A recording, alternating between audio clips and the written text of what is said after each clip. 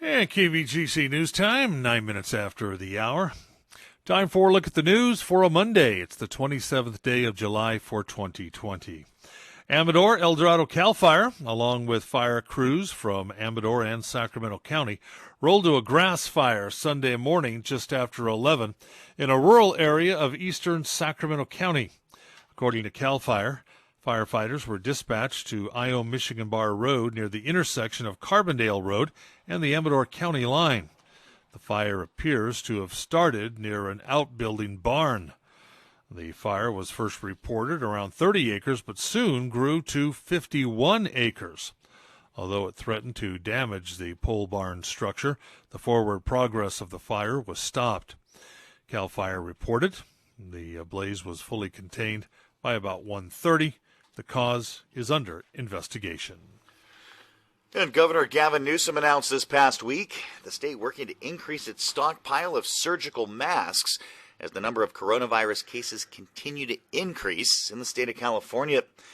Now, California signed a $1 billion contract with the Chinese manufacturing company BYD back in April to boost the state's supply of masks, and California will now spend an additional $315 million to buy 120 million more N95 respirators and 300 million additional cloth masks. To date, the state has distributed 86.4 million N95 respirators and 297 million surgical masks to Californians, including those in hospitals, emergency responders, schools, farm and factory workers, nursing home workers, and other essential sectors.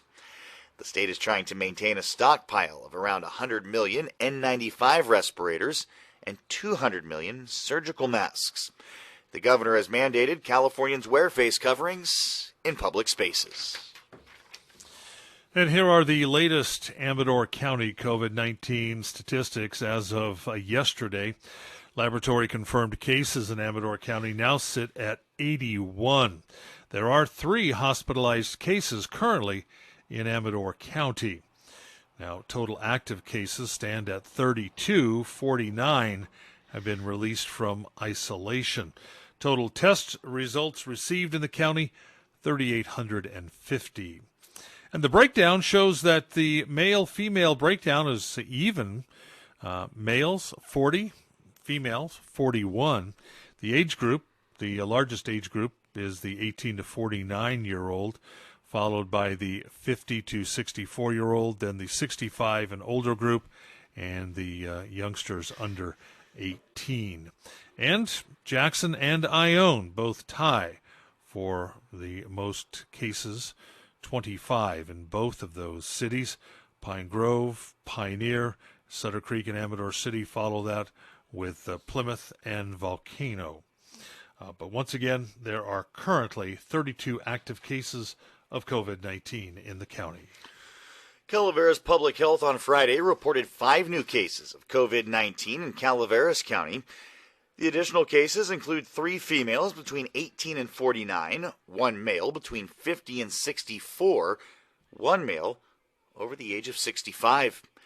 To date, Calaveras Public Health has reported 99 confirmed cases of COVID-19. Of those, 44 have since recovered, 54 remain active. There has been 1 reported death due to COVID in Calaveras County. Now, Calaveras Public Health staff continue to investigate new cases, determining any possible persons who may have had close contact with the positive individuals. Close contacts may be contacted by the health department, assessed and monitored for signs and symptoms of COVID-19. Symptoms can appear 2 to 14 days after exposure. Well, the Calaveras County Sheriff's Office Marijuana Enforcement Unit served a number of search warrants for illegal cultivation this month. The first on July 7th at a site off Tree Lane in Wilseyville turned up over $700,000 of marijuana. At another site off of Blue Mountain Road in Wilseyville, that turned up over $160,000 of marijuana. And then off of Stallion Way in Angels Camp, Deputies seized marijuana valued at over $505,000.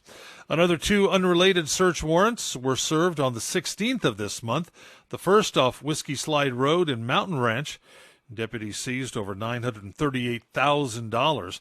And at the second site, they eradicated over 106 growing plants, 8 pounds of processed marijuana for a total of $139,000. And PG&E customers reporting automated calls threatening to disconnect service. According to PG&E's Brandy Merlot, customers are reporting telephone scams with calls that show PG&E on the caller ID with their number, 800-743-5000. Or the caller may falsely claim to represent PG&E.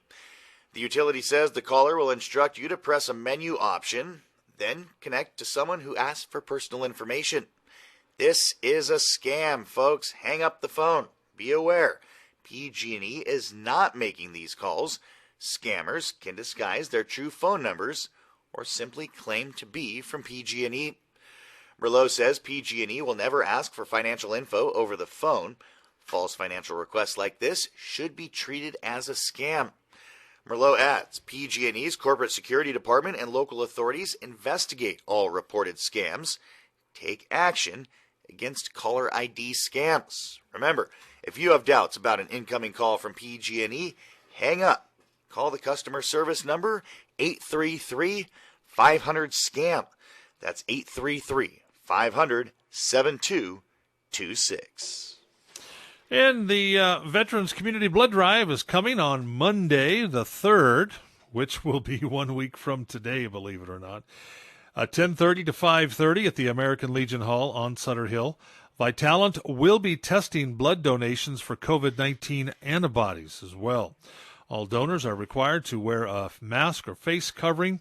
Again, this is sponsored by the American Legion Post 108, VFW Post 8254, and Disabled American Veterans 188. Now, remember, you are encouraged to make an appointment by calling 866-822-5663, or you can show up in person. It's fine. Bring a photo ID, eat well, and drink plenty of water the day you donate. For more info locally, you can call Bob at 304-8772. And that's a look at local news on a Gold Country Monday morning from the KVGC News Center. I'm JD. And I'm Jim Geedy reporting. Remember, for the latest news, traffic, and weather 24 hours a day, you can always visit our website.